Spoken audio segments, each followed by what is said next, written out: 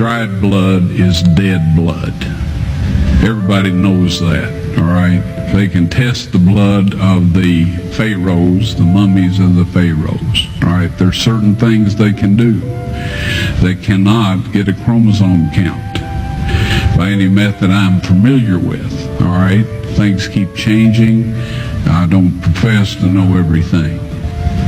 However, there's no way I know that you can get a chromosome count out of dead blood. You can get a DNA and some other things, but not a chromosome count, all right?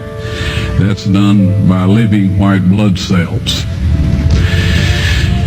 Now then, first of all, in this analysis, I took the blood into a laboratory in Israel. I asked one of the people I work with in antiquities, where is a good laboratory that does reliable work?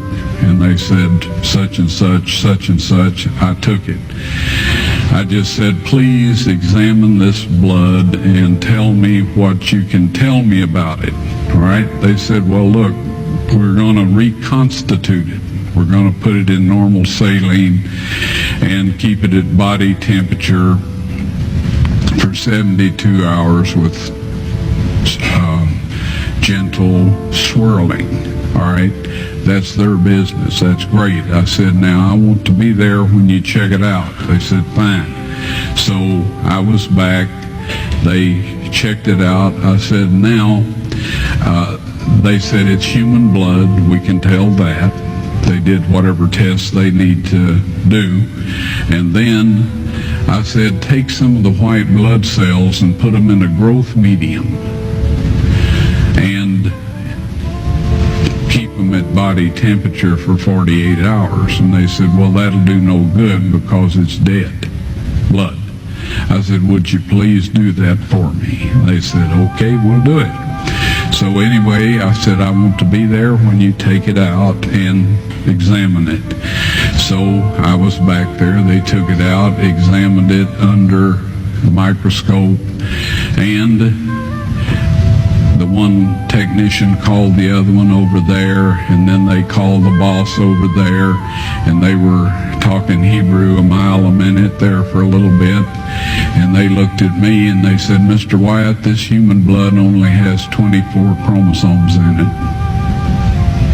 Everybody else has 46. You see, 23 from your mother, 23 from your father, 22 autosomes from your mother, 22 autosomes from your father. You get an X from your mother, you may get an X or Y from your father, all right? This blood had 23 chromosomes from the mother's side, one Y chromosome only. You see, the child could not have developed if they hadn't had the autosomes from the mother.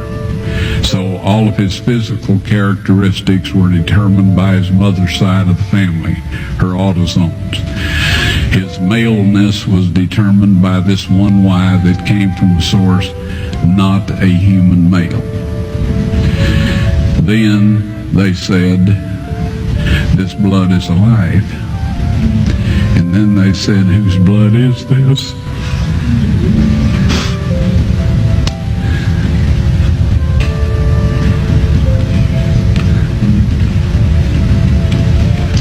I said, it's the blood of your Messiah.